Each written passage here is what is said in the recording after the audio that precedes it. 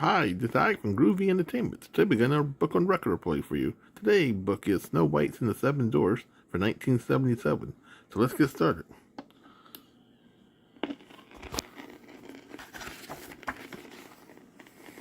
This is the story of Snow White. You can read along with me in your book. You will know it is time to turn the page when you hear the chimes ring like this. Let's begin now. Once upon a time, long, long ago, a lovely queen sat by her window sewing.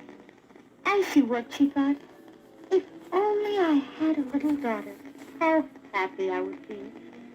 Dreaming, she pricked her finger with her needle. 3 drops of blood fell on the snow-white linen.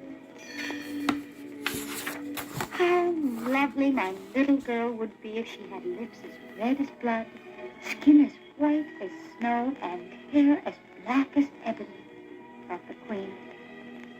Some time later, a little daughter was born to the queen, and she was just as beautiful as the queen had hoped she might be. The happy mother decided to call her baby Snow White.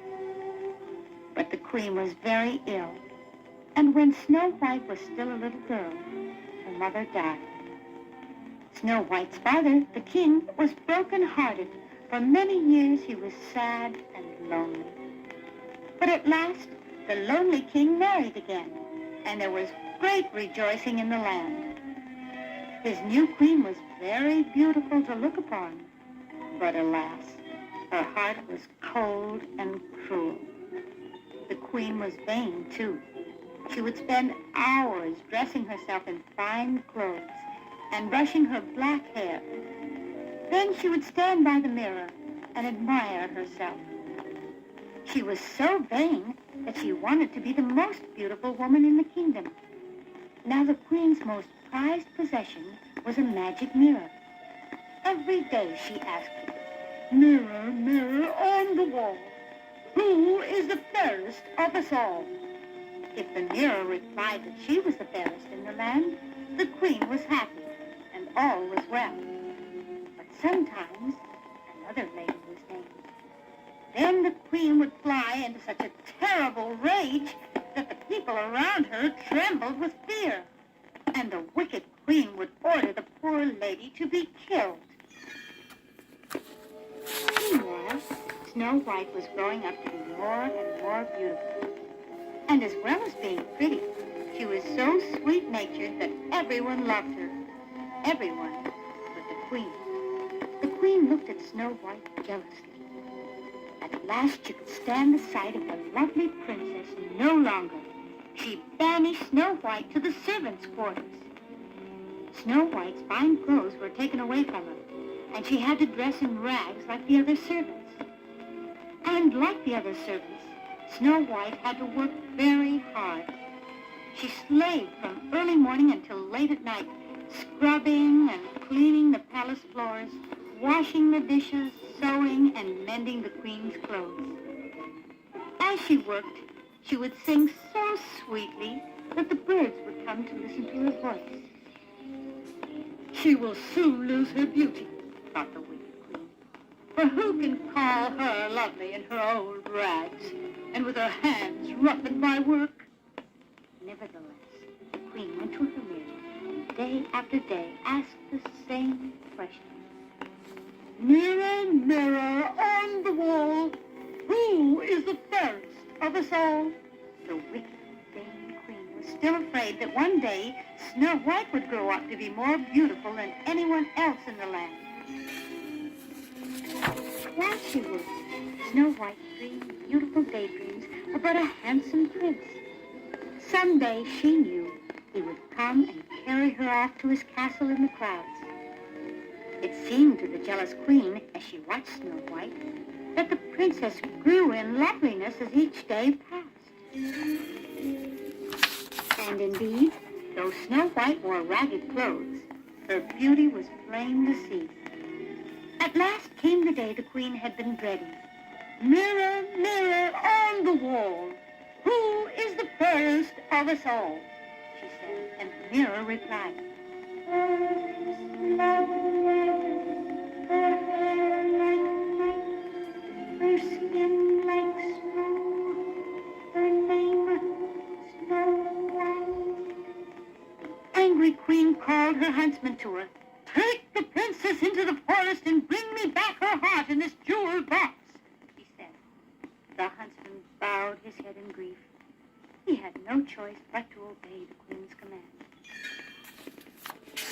Off into the forest went Snow White and the huntsman next day. The princess, not knowing what was in store for her, skipped along beside the huntsman, now stopping to pick violets, now singing a happy tune. At last, the huntsman, heartbroken, fell to his knees beside the princess. "I cannot kill you, princess," he said, "even though it is the queen's command. Run into the forest and hide and never return to the castle."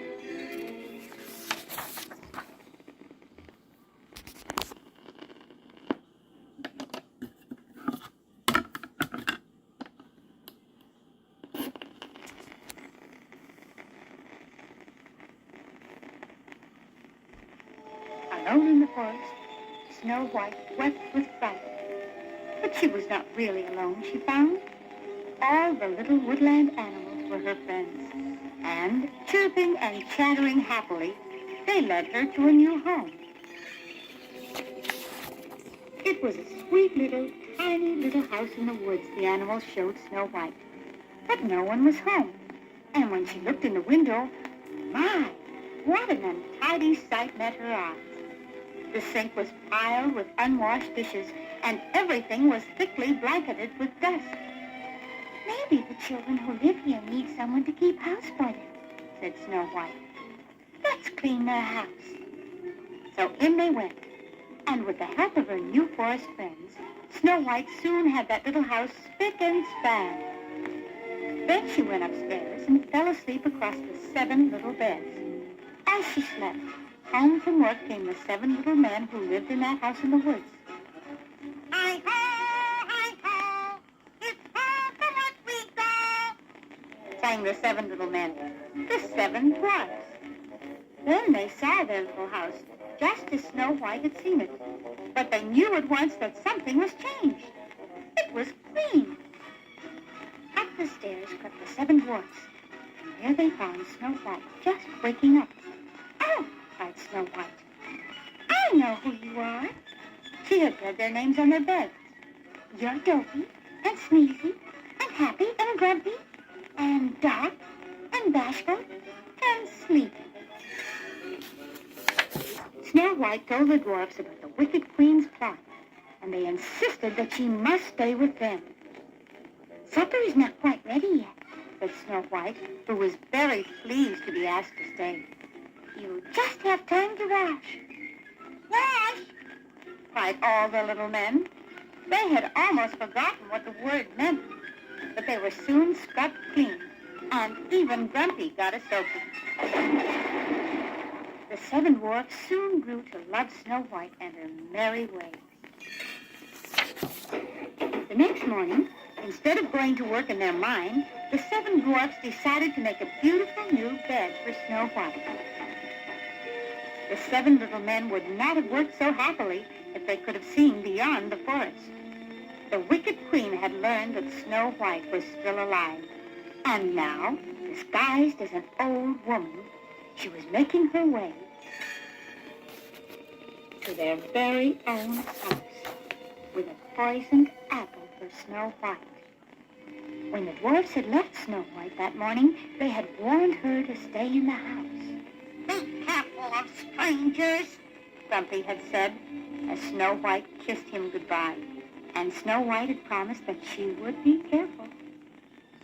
Later that day, the old woman knocked at her door. Alas, Snow White could not resist the magic apple. She took one bite and sank lifeless to the floor. Hurrying away, the wicked queen fell into a deep chasm and was never seen again. But that did not bring Snow White back to life.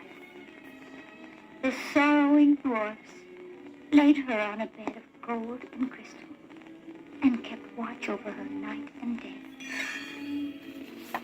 One day, a handsome prince came to the forest and saw Snow White. Charmed with her beauty, he kissed her. At last, Snow White awoke. The 7 dwarfs danced with joy, and the prince carried her off to his castle in the clouds.